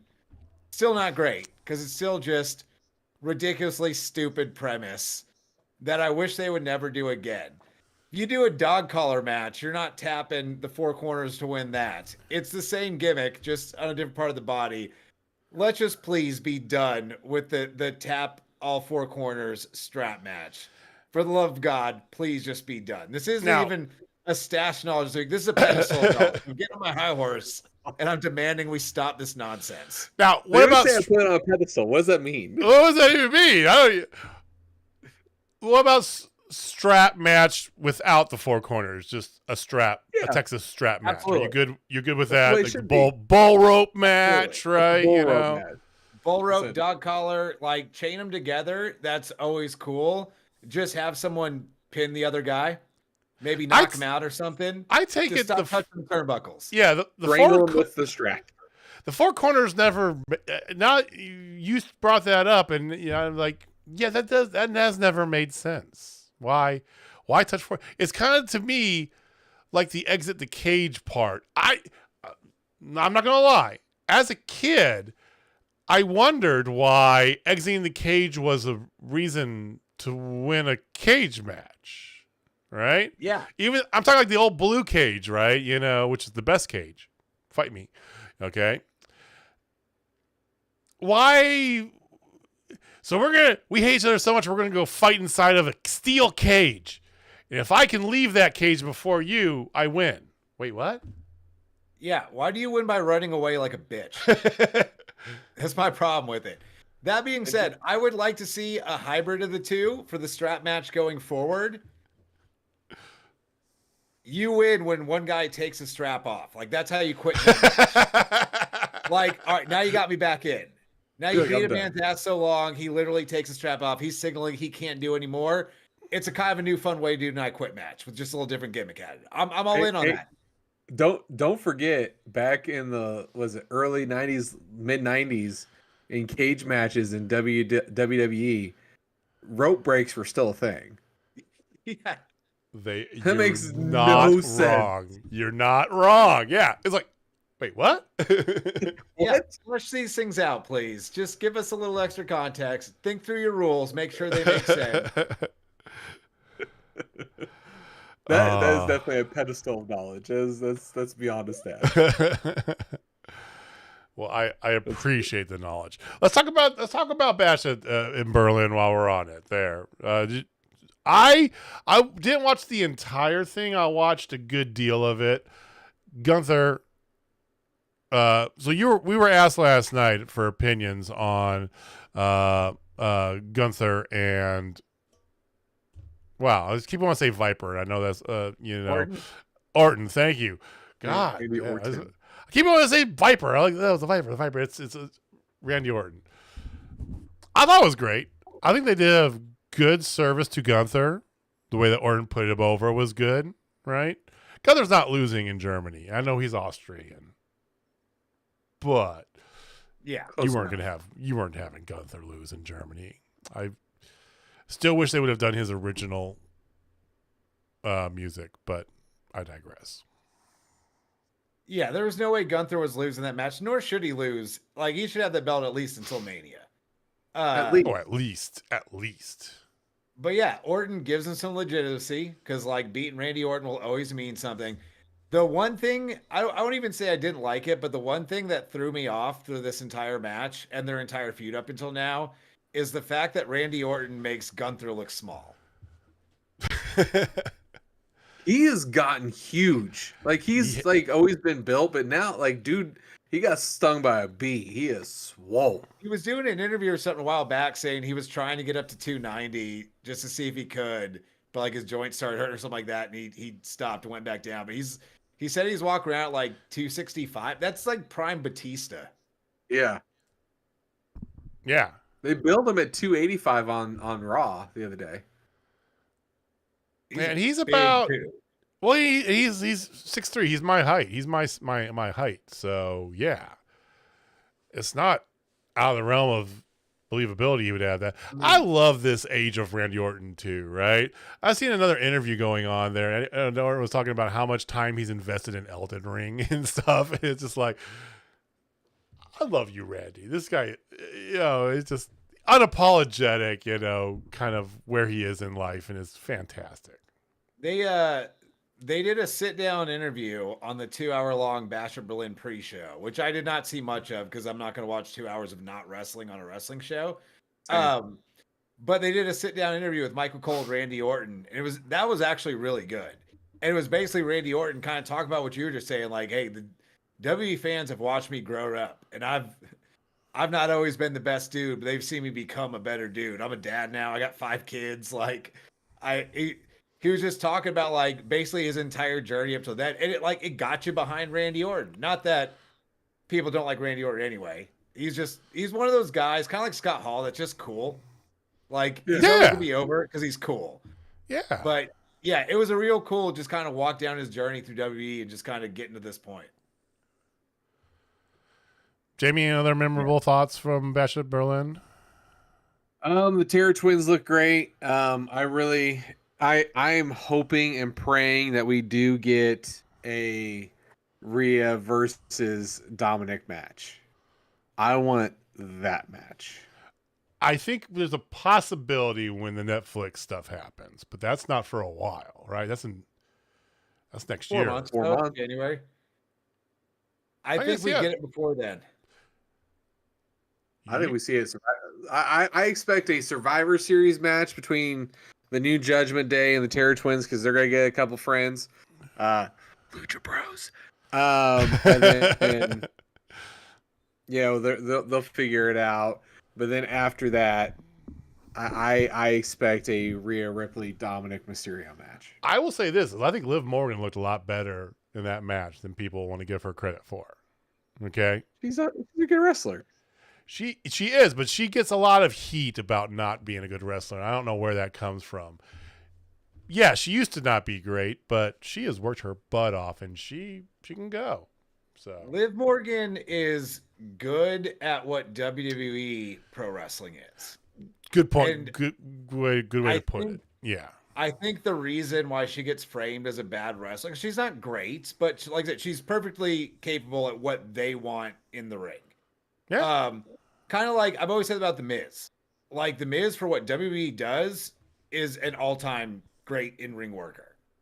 On the scope of wrestling as a whole, above average, but like just kind of a guy.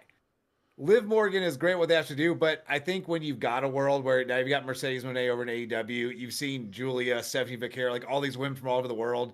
Joshis have gotten more of an eye on them since AEW started up.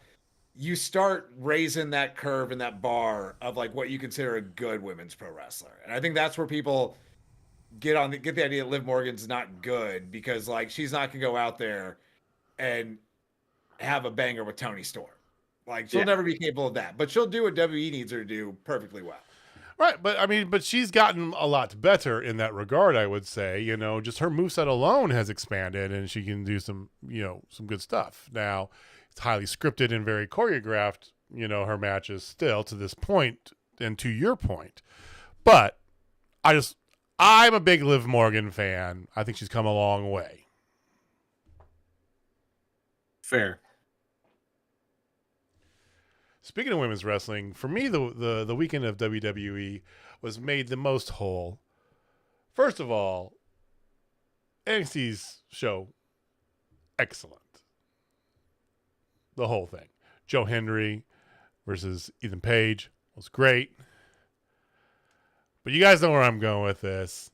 We finally get Julia in NXT coming out to answer the call after Roxanne defended her title. And it was glorious. The crowd was for it. I am for it. I love all of this. Yeah. Like I'm hoping Julia doesn't have a long run in NXT. Same. No, she won't. Like that's someone you need to get on the main roster pretty quick here. I see them pairing her up with EO in some sort of faction. I don't think that's Damage control.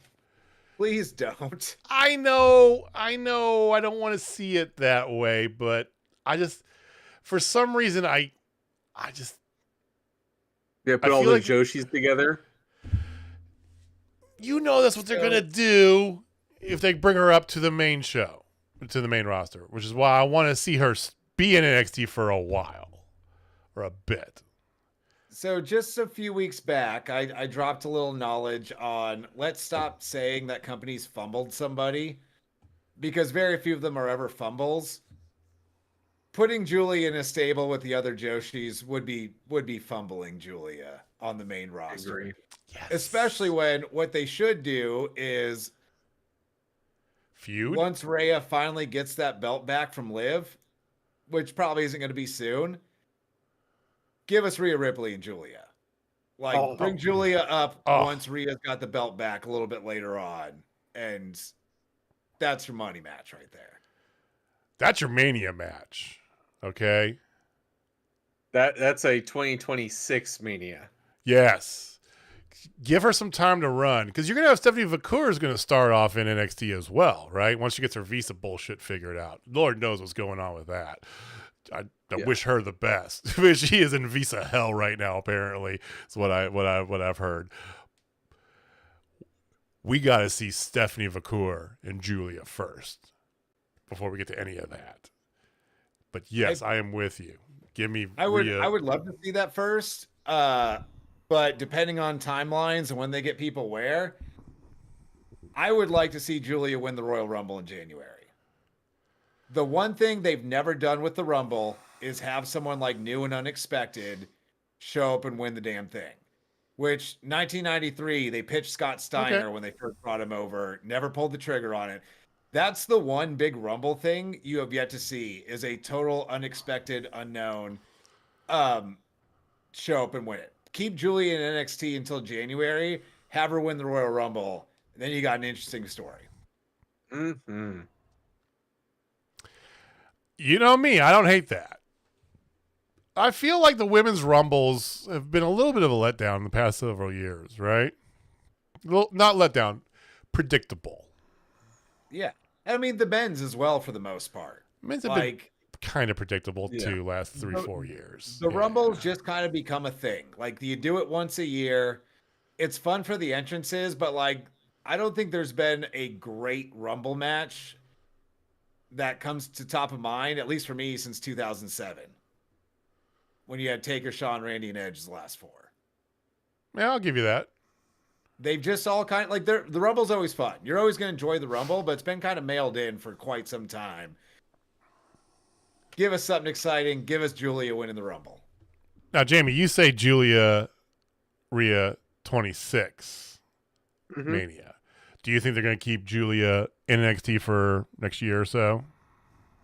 I think they'll have her down there a little bit just to learn the American style of wrestling, because she is a little hard hitting. She is a Japanese strong style wrestler, so she's kind of probably got to learn how to soften it up a little bit on the side, and then she'll move up. I don't think it'll take very long. I give it 6 months.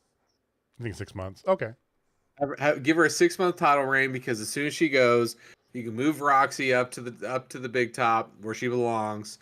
Then you have Julia with a nice little title reign. By that time, Stephanie Vacker will be up there, or Stephanie Vacker might become the North American champion. And then you might have both of the two brand new people being the champs, and then like build up Sol Ruca, build up one of the other ladies, Nikita Lyons or something like that. Take the belts from them, ship them up, both of them.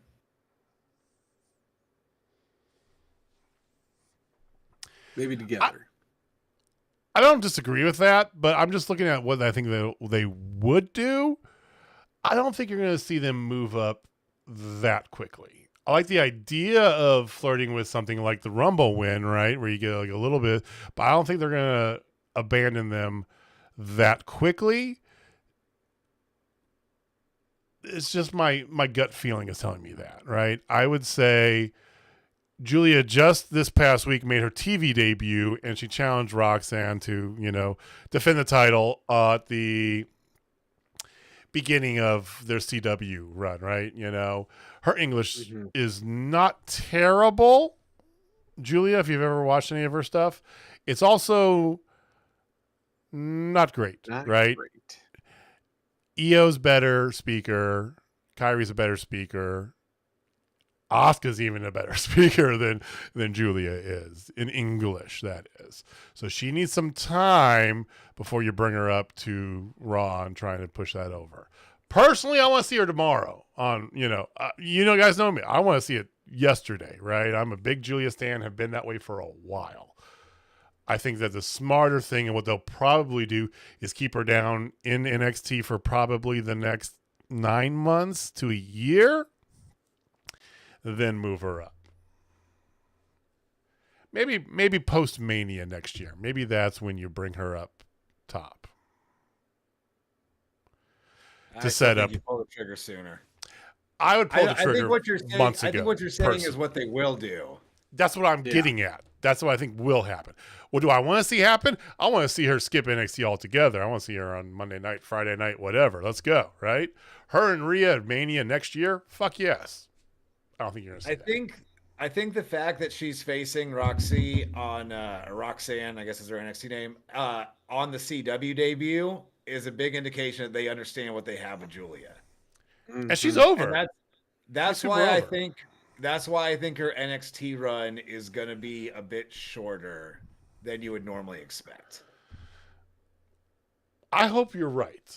I just knowing their track record, I feel like we're in to see her on Tuesdays for a while, right? She's going to anchor that CW show for several months before they decide to move her up. They don't have a lot of depth on either brand in the women's division. They don't. You're right. there's definitely a need for some more star power on the main roster.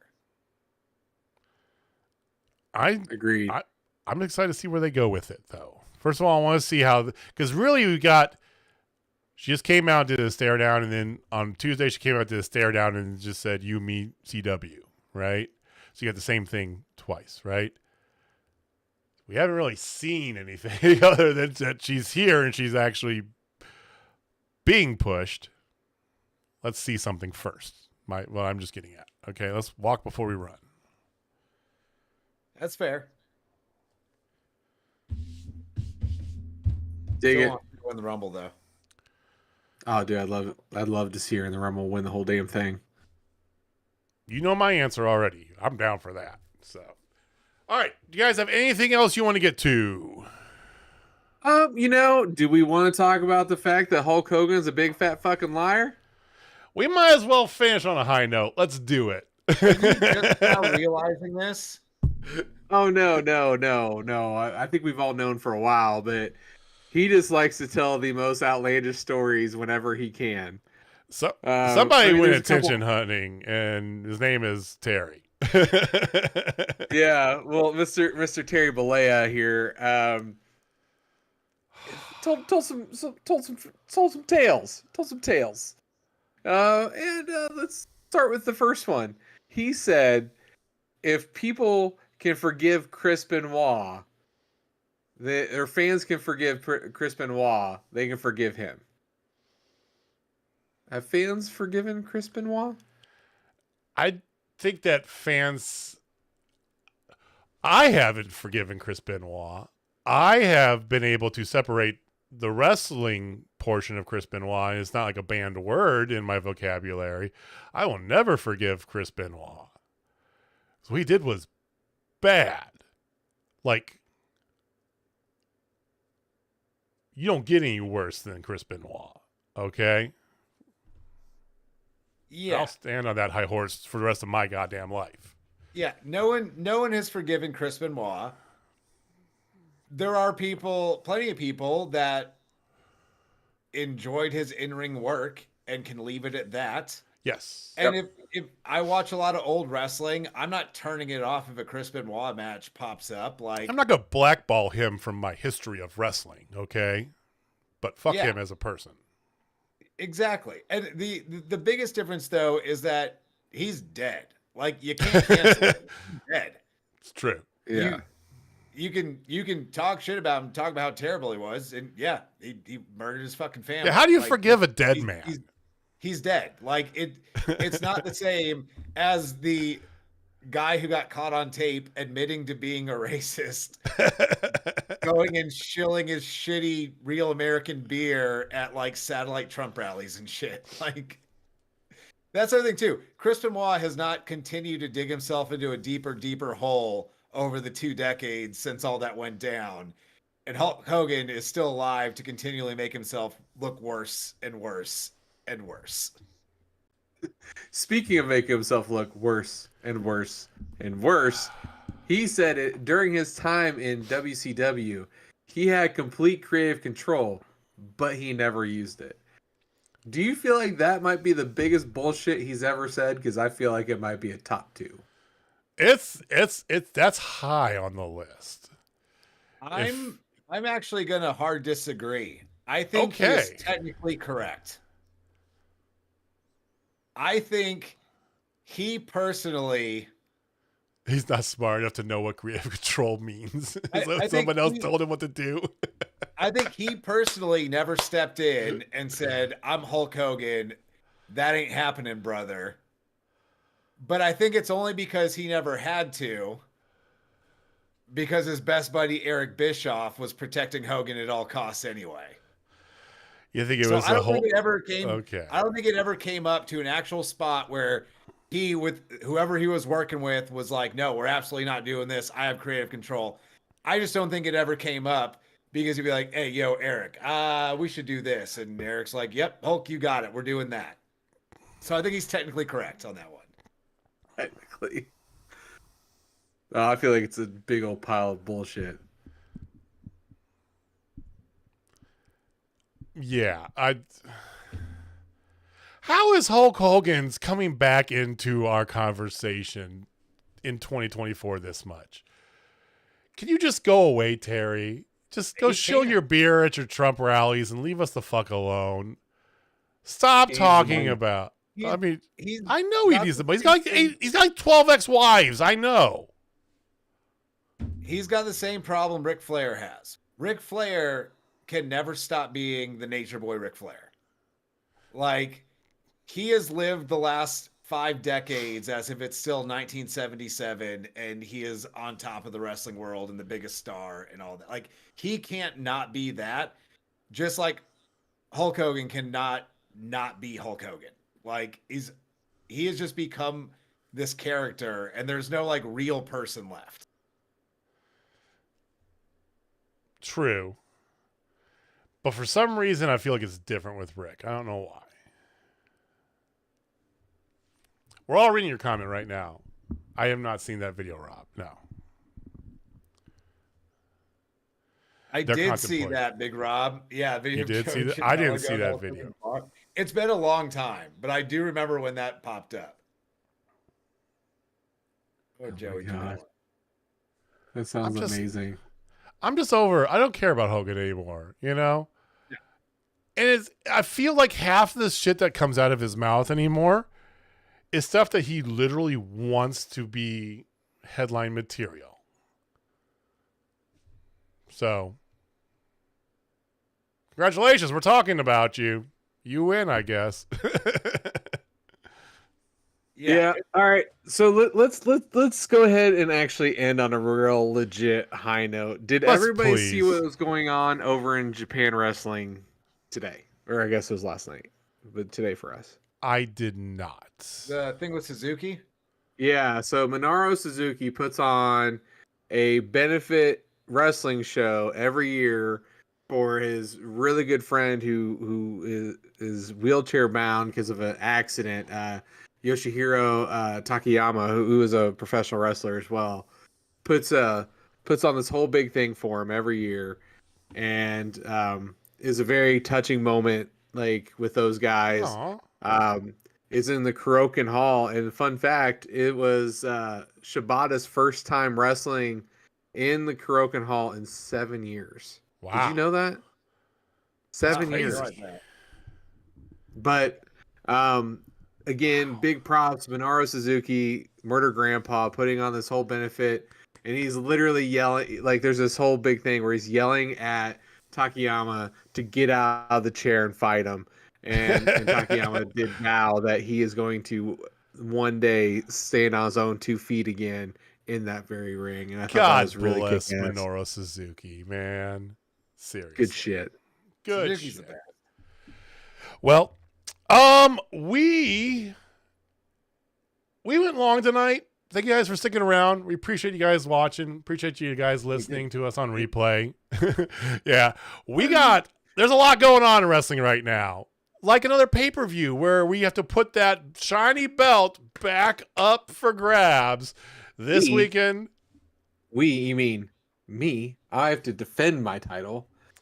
Defend it. Let's go. Because, Austin and myself, we want to get our grubby little hands on it. So stay in the house. We'll see about that. Well, first of all, or the door. I was going to say, first of all, technically, it's not going to be staying in your house if your daughter wins it. But we will have picks up this weekend. We will talk about that next week. We will have that at the results of our first week of fantasy football. We'll talk about that. Fun fact, me and Jamie are facing off on week 1, So I'm trying to stay away from anything that me and him are connected to, because I know it's nothing but shit talk. He's already started. It's plentiful. So here's my thing. Usually I don't shit talk the week that we're facing each other. It's the weeks coming up to it and the weeks after. Like the week of, I'm quiet as a mouse. Yeah, because I'm locked in. I am locked in. And then right after that, it's like, I told you, bitch. That's kind of how it goes. He's favored by 3 points right now based on projections and bullshit and whatever. So give me some goodwill. Like if ever I need an upset victory, it is this week, because I will not hear the end of it, and neither will you guys. But I will not hear the end of it for months. right? It's going to be March Madness, and James is going to pull up, hey, let's talk about fantasy football. Please. What if he stomps you in fantasy football and retains the pay-per-view picks title this weekend? Never hear the end of it. I have known Jamie for going on 12 years now. Okay. Yeah, at least. I can handle it. I'm used to this, Jamie. That is standard fare, Jamie Faulkner, ladies and gentlemen. And trust me, I have grown accustomed to it. I'll be fine. I'm committed to that bit. That's his life. That's a life bit going on right there. But we will have more. We'll get you guys. We'll talk about fantasy football next week. We're gonna do a little segment at the beginning, just so you didn't know. We're gonna talk about fantasy football. We also got to see what happens with the pay-per-view picks, and we'll be back next week. Same bat time, same bat channel. Thank you for listening. Thank you for watching. If this is your first time here, again, like, subscribe, share, do all the things. Jamie, take us home, man. All right, ladies and gentlemen, I got a little bit of a different variation of this, but I got 2 words for you. Sayonara, bitch. It's a little bit different from last days. I'll take it. It's good. Peace. Later. Why is my button not working? Get that.